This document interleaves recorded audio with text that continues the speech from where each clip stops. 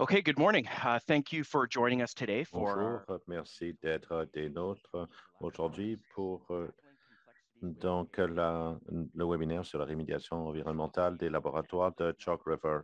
Tout d'abord, on reconnaît respectueusement que le site CNL est situé sur le territoire non cédé, non rendu de la nation algonquine et Anishinaabe. Nous connaissons et apprécions leur lien historique avec ces terres, ainsi que leur rôle de gardien de défenseur coutumier du bassin versant de la rivière des Outaouais. Nous reconnaissons et apprécions également les contributions que toutes les Premières Nations, les Métis et les Inuits ont apportées et continuent d'apporter à créer ce territoire qui porte le nom Canada maintenant. Nous reconnaissons et respectons et cherchons à mieux comprendre l'histoire, les droits et les titres autochtones uniques sur les terres où nous travaillons. Alors, c'est un peu différent des autres webinaires que vous avez regardés aujourd'hui. Ça sera un nouvel enregistrement de notre webinaire sur ce même thème. Il y a eu des problèmes d'enregistrement, donc on va faire de notre mieux pour faire la même chose que la dernière fois. Lors de ce réenregistrement, on va vous présenter le même contenu, on va poser les mêmes questions, on va tenter de répondre aux questions de la même façon. Alors, ça, c'est le point de départ. Pendant le webinaire aujourd'hui, Jen Hamilton va finalement nous faire une présentation. Elle représente le laboratoire nucléaire. Elle va vous parler donc du travail de rémédiation environnementale au laboratoire de Chalk River. Après la présentation, on va passer aux questions. Et comme je dis, ce seront les mêmes questions posées pendant le webinaire en direct la dernière fois à Jen. À vous, bonjour. Je m'appelle Jen Hamilton. Je travaille dans l'industrie nucléaire depuis 16 ans. La plupart de ces années ont été consacrées à l'aide technique aux réacteurs de recherche et au laboratoire nucléaire opérationnel de CNL. Au cours des 4 dernières années, j'ai rejoint la partie de CNL chargée du déclassement de nos anciennes installations. Au cours de la séance d'aujourd'hui, je décrirai certains projets d'assainissement de l'environnement sur le site de laboratoire de Chalk River et j'espère qu'en vous présentant ces projets que je vais vous montrer le processus que nous suivons ici pour nous attaquer à des problèmes très complexes. Par exemple, dans cette photo-ci, on voit un forage. Ça nous permet de recueillir des informations et des échantillons sur le site. J'y reviendrai plus tard, commençant par finalement nous situer. Les LNC possèdent des laboratoires et des sites de projets dans tout le Canada. Mes projets sont axés sur la restauration de l'environnement au laboratoire de Chalk River. Notre objectif est de faire progresser la science et la technologie nucléaire pour un monde propre. Une partie de notre mission, c'est de rétablir et protéger l'environnement du Canada en réduisant le passif nucléaire. Si les recherches menées sur les sites nucléaires nationaux à travers le pays ont apporté d'énormes avantages aux Canadiens, ces activités historiques ont également généré des déchets radioactifs qui doivent être traités. Alors, parlons de la première étape du processus d'assainissement. Tout d'abord, on fait l'évaluation pour établir le niveau de contamination. Ça inclut le développement du modèle conceptuel. Alors, on doit comprendre le site dans l'image ici, qui est une décharge, finalement. Pendant les années 40, c'était un camp de travail. À partir de 44, le camp contenait plusieurs édifices dans une cuisine et plusieurs dortoirs. Alors, il y avait également des édifices d'entrepotage. Il y avait également donc des installations d'assainissement des eaux. De 1960 à 1972, ça a été utilisé pour la combustion. Après la fermeture du camp, beaucoup des édifices ont été brûlés. Alors, c'était donc utilisé comme une décharge avec combustion inactive. Ça veut dire finalement que les produits non radioactifs ont été brûlés sur ce site-là. Pendant les années 80, 90 et 2000, on l'a utilisé pour pour un lieu de stockage. On l'a utilisé pour l'entreposage donc de matériel électrique et pour l'entreposage de sel. Alors, on voit les configurations historiques. On a éliminé donc certains édifices en 2016. L'édifice d'entreposage de l'équipement électrique a été éliminé en 2016. Le site est en friche depuis. Alors, à partir des dossiers, on peut voir l'historique du site. Une fois qu'on a identifié les zones de préoccupation environnementale potentielles, nous menons des enquêtes sur le terrain en prélevant des échantillons, en surveillant les mouvements de l'eau et en recherchant la présence de contaminants résultant de ces activités passées. Et ensuite, nous créons donc un modèle conceptuel initial et on l'élabore basé sur les informations recueillies lors des enquêtes environnementales. On voit le modèle ici. On a des questions auxquelles il faut répondre et on voulait donc confirmer le niveau des eaux souterraines et la contamination terrestre et la contamination des eaux également. Donc, on établit une carte, on établit donc l'ampleur de la contamination. On doit confirmer donc la profondeur des déchets. Ensuite, on essaie d'estimer le volume des déchets. On doit caractériser la qualité des eaux souterraines également. Alors, je vais vous montrer comment on le fait. Et je vais vous montrer d'autres images pour illustrer ce qu'on fait. Alors, ici, on a mené une campagne d'échantillonnage. On a fait des forages pour prélever des échantillons qu'on envoie donc pour analyse au laboratoire. Ça nous permet de comprendre les conditions qui existent sur le site.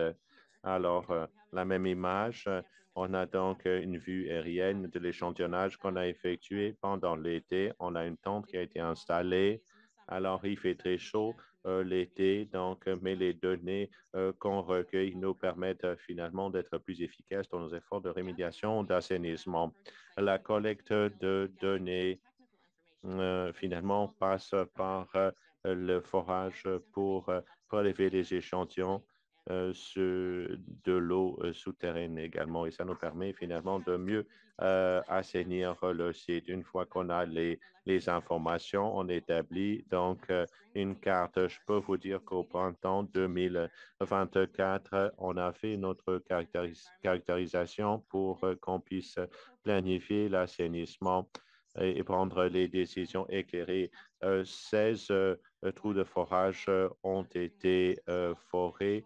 Un puits d'échantillonnage a été foré également et on a prélevé des échantillonnages, les échantillons pour analyse laboratoire. Ici, on a donc une image qui est une image finalement qui nous permet finalement d'établir un plan pour creuser, pour éliminer la contamination. On utilise un logiciel pour améliorer la visualisation. On utilise des scanners, des scanners mobiles et ça nous permet de cartographier la zone. Alors, les données sont finalement créées par le scannage. On élimine certains objets, on définit les frontières, on segmente les terres pour qu'on puisse cacher les objets tels que les arbres. Ensuite, on établit des triangles entre les points pour nous permettre de créer une surface en 3D sans trou. Ensuite, la surface est extrudée à l'aide d'un autre logiciel. Le modèle a maintenant un volume. Alors, le plan de fouille est projeté et finalement ajouté à la carte. Ça nous donne une bonne visualisation, comme vous voyez. Ça, c'est l'intégration initiale. Alors, on peut l'intégrer aux données restantes pour visualiser les façons dont dont les enfin les objets obstruent le plan. Nous pouvons ensuite modéliser notre excavation. Nous pouvons visualiser la terre, le feuillage et les objets qui seront levés, etc. On a donc une vidéo à vous montrer. Ça, c'est donc la décharge dans le site d'enfouissement, un site d'enfouissement pour les déchets non radiologiques qui a été identifié par les LNC comme étant une priorité pour l'assainissement.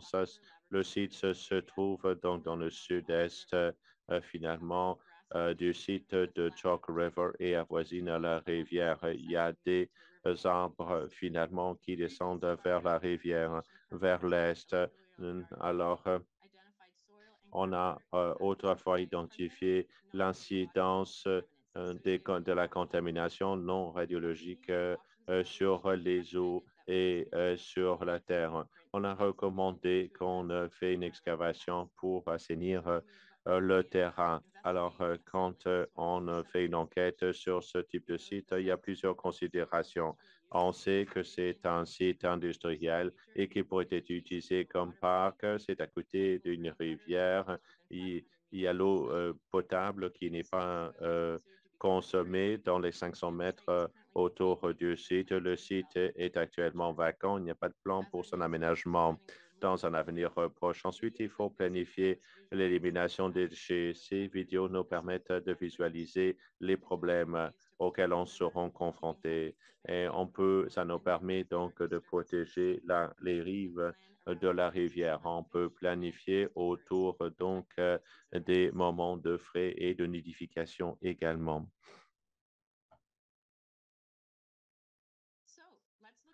Alors, regardons une zone où on a déjà fait un assainissement. À cause de sa proximité finalement de la partie bâtie de DLNC, on a identifié cette partie finalement comme étant un site qui serait utile à réaménager. Normalement, on ne réaménage pas les zones qui n'ont pas été perturbées. On préfère garder les nouvelles installations à côté des installations existantes. L'objectif du projet, c'était finalement de préparer le réaménagement de site. Après une dernière caractérisation du site en 2022, on avait une bonne compréhension finalement de la contamination. Les matériaux avaient plusieurs niveaux différents donc de contamination non radioactif. Alors, on a choisi le triage comme étant la meilleure approche pour minimiser la génération de déchets et finalement, de contamination supplémentaire.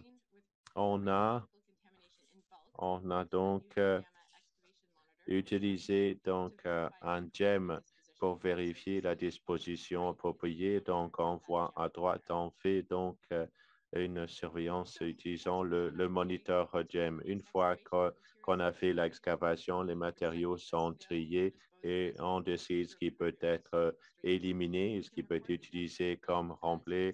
On enregistre finalement la profondeur du creusage et à droite, on voit le site le dernier jour de l'assainissement. C'est comme finalement un site de chantier. Alors, ce site a été préparé pour le réménagement, mais pour l'autre décharge, comme je l'ai montré tantôt, finalement, ça serait complètement différent. Alors, parlons donc des approches quand on a beaucoup de déchets difficiles à éliminer. Alors, on a un calandre qui doit être éliminé. Il y a des dangers intérieurs, dont les dangers radiologiques. On travaille à élaborer des outils pour l'inspection interne, comme on voit à gauche, de l'équipement pour la segmentation et l'emballage de déchets. En haut à droite, on voit le calandre, donc à l'hiver de 75, après avoir partiellement enterré. Ces photos nous ont permis finalement de confirmer l'orientation, le processus à utiliser pour le récupérer. On voit qu'il y a une différence entre les procédures de l'époque et les procédures modernes. Alors, comme vous voyez ici, On fait une planification détaillée pour récupérer la composante, réduire sa taille et pour l'emballer par la suite. Nous avons donc un abri ventilé qui sera installé. L'aménagement du site est proposé ici. On a donc un aire de contrôle, on a donc un aire d'emballage, un aire d'entretien et un aire d'expédition et de réception. Nous avons même pratiqué nos techniques en faisant des simulations. En faisant la simulation, notre projet de segmentation a posé beaucoup de questions sur l'approche. Comment gérer la terre, comment récupérer la composante. Nous avons construit un mur de 9 pieds hauteur, mais on voulait pouvoir donc voir l'intérieur. On a utilisé des caméras. Il y a 7 canaux de combustible et ça nous donne une idée finalement de comment on va pouvoir les éliminer, les découper, les éliminer. Alors, les tubes ne sont pas très solides, on n'avait pas besoin donc d'un outil spécialisé pour les découper. Alors, ça nous montre où on peut acheter des outils qui sont déjà disponibles. Ça nous aide également à identifier les opérations spéciales où il va falloir concevoir spécialement des outils. Alors, certaines de ces composantes sont des morceaux d'aluminium de 3 pouces d'épaisseur.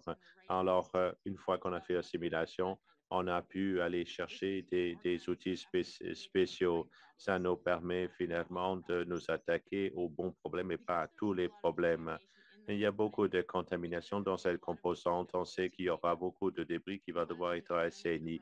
On voulait déterminer si le robot aura assez de manœuvrabilité pour effectuer l'assainissement à la fin de la vidéo. Vous allez voir donc un robot qui aspire la poussière. Alors, des solutions finalement de d'autres technologies, de technologies existantes pour assainir le site.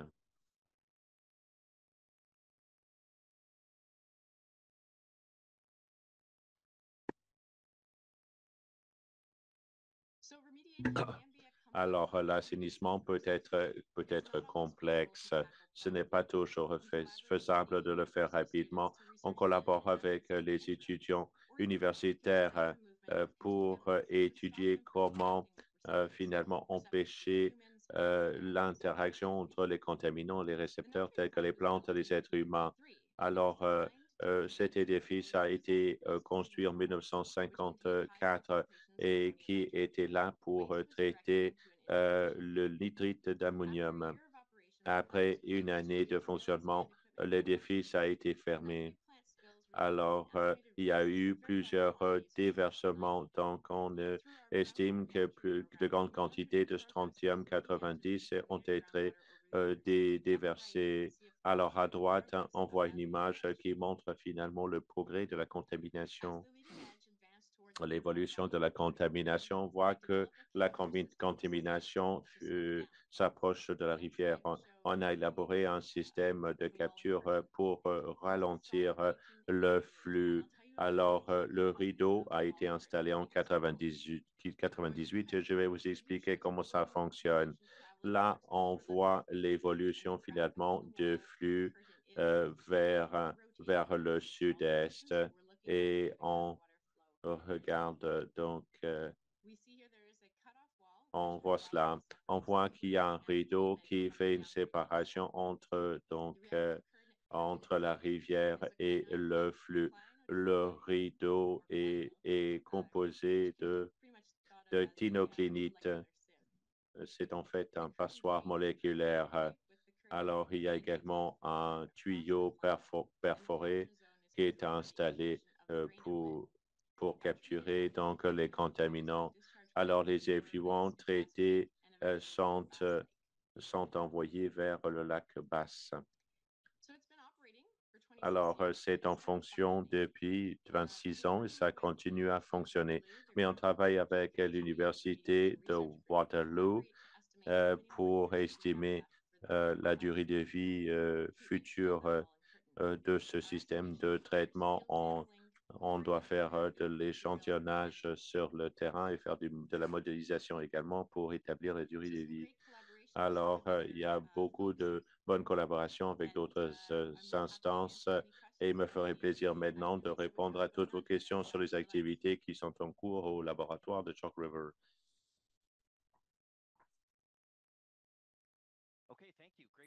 Merci beaucoup. Une bonne présentation, Jen. Merci beaucoup. Maintenant, on va passer aux questions-réponses.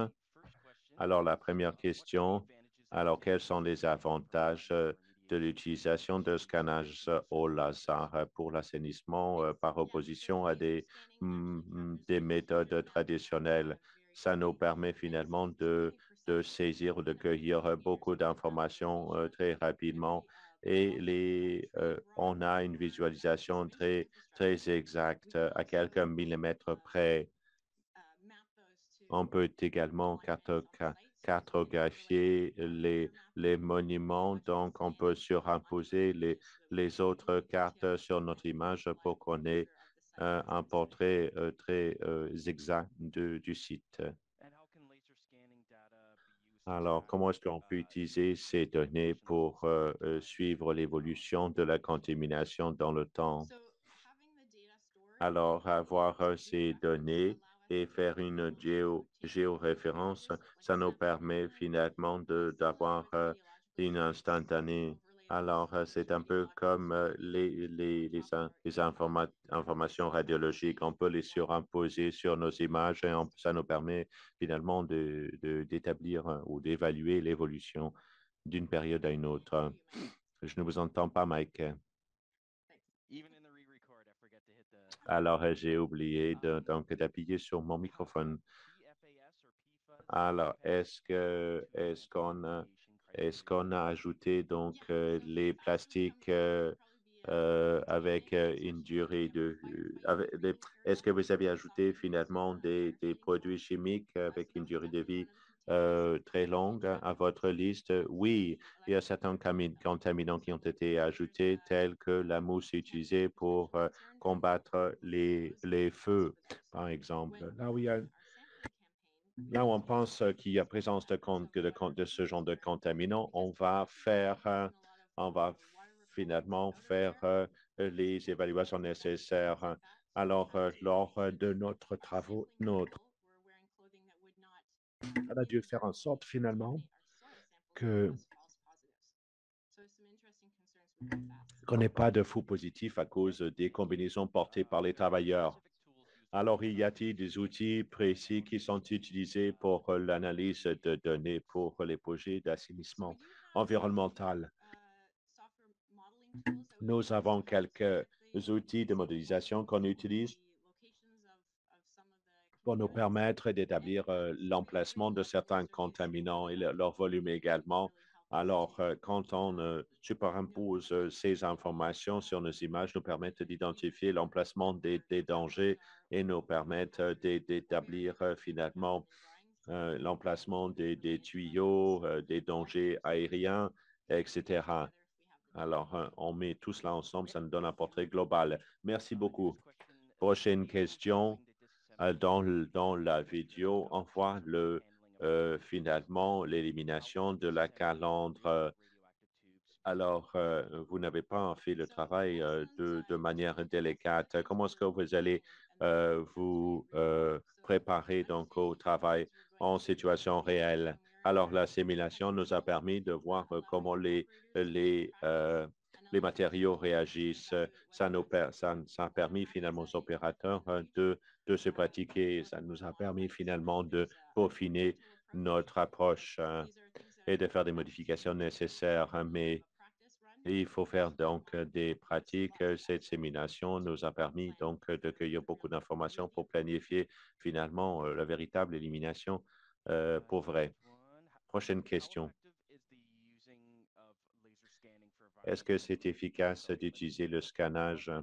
Est-ce que c'est utile d'utiliser le scannage pour l'assainissement? Est-ce que c'est mieux que d'autres méthodes?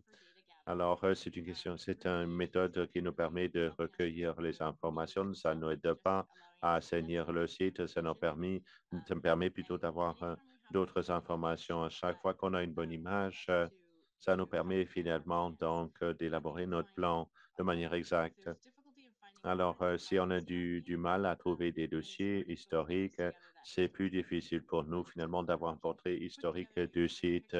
Mais quand on a un portrait historique et quand on peut identifier l'emplacement de la contamination, on peut planifier pour contrer les dangers qui existent. Et ça nous permet finalement de dire aux instances réglementaires finalement un modèle de ce qu'on envisage de faire. Très bien, merci beaucoup. Prochaine question.